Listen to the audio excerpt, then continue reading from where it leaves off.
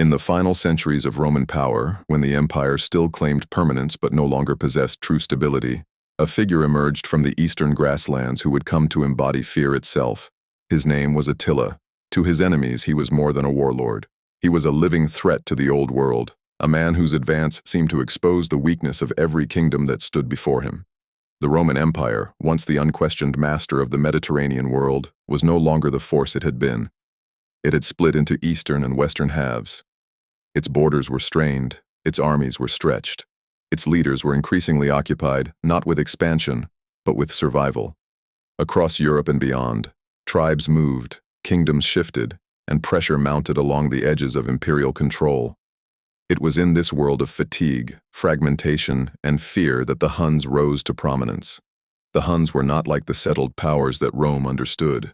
They were fast, mobile, and deeply unsettling to those who faced them. Their warfare relied on speed, horseback skill, relentless pressure, and psychological shock. They did not always need to destroy an enemy outright. Often it was enough to make resistance feel hopeless. They could appear suddenly, strike with terrifying force, and vanish before a slower army could respond.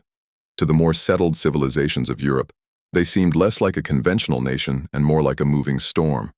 Attila did not create the Huns, but he transformed their power into something larger and more coherent.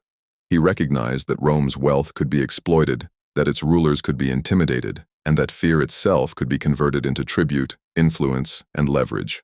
He understood that power belonged not only to the side that won battles, but to the side that controlled the imagination of its enemies. In this, Attila was exceptionally dangerous. At first, the Roman response was not always open war. There were negotiations, treaties, and payments. Gold was handed over in exchange for peace. But tribute has a dangerous logic. Once a stronger power begins paying an enemy to remain quiet, it reveals not confidence, but vulnerability.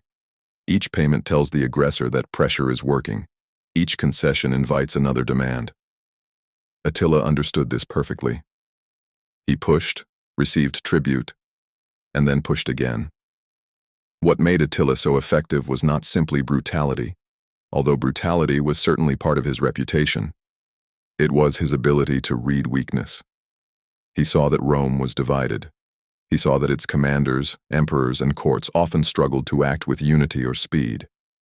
He saw that old institutions still possessed prestige, but increasingly lacked the force to back it up. Where others saw the Roman Empire as eternal, Attila saw a structure that could be shaken. As his influence grew, so did his legend. His armies moved westward into the heart of Europe, and his name began to travel faster than his horsemen. Cities feared what might happen if they resisted. Rulers feared what it would mean if they submitted. The psychological effect of Attila's advance became one of his greatest weapons. By the time he approached, many enemies were already weakened by panic, uncertainty, or division. He was not feared only because he fought. He was feared because he seemed to represent the collapse of the familiar order. Rome had long presented itself as the center of civilization, law, and permanence. Attila's rise challenged that image. He reminded the Roman world that wealth could attract predators, that old glory could not guarantee present strength, and that an empire's image of itself can become dangerously detached from reality. In the campaigns that made him famous, Attila pushed into territories that had once seemed securely within the Roman sphere. He was opposed, resisted, negotiated with, and in some cases, temporarily checked. But even when his campaigns did not produce absolute conquest, they produced something nearly as powerful: the visible humiliation of supposedly superior states. He turned imperial anxiety into a political fact.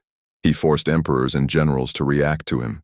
He made himself central to the fate of the age. This is why titles like the Scourge of God became attached to his name.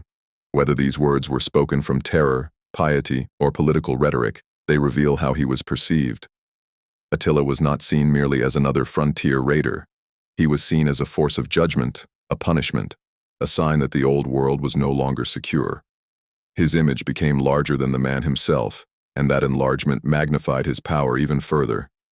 Yet there is a limit to any empire built too heavily on the force of one personality. Attila could terrify kingdoms, extract wealth, and drive armies into motion, but the durability of what he built depended heavily on his own will. He was the center of gravity.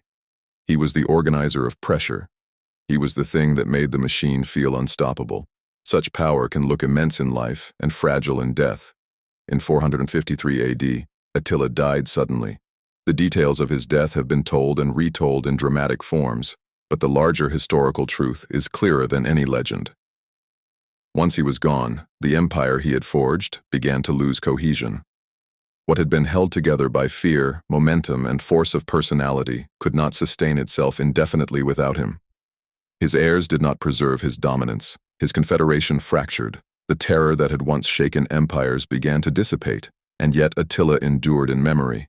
He did not leave behind Rome's kind of legacy. He built no lasting marble civilization, no imperial bureaucracy remembered for centuries, no legal code that shaped the future in a visible way. His legacy was more primal and more haunting. He became one of history's great symbols of external pressure, sudden violence, and the exposure of imperial weakness.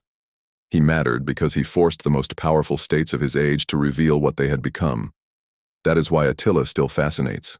He stands at the intersection of myth and history, of fear and strategy, of barbarian image and political reality. He was not simply a destroyer riding out of nowhere.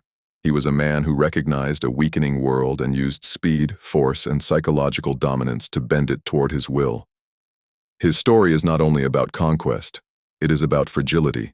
It is about what happens when a civilization that believes itself permanent is confronted by someone who sees, more clearly than it does, how vulnerable it really is. In the end, Attila the Hun survives not merely as a conqueror, but as a shadow cast across the decline of empire. He did not create Rome's weakness. He revealed it. And in doing so, he secured a place in history far larger than the empire he left behind.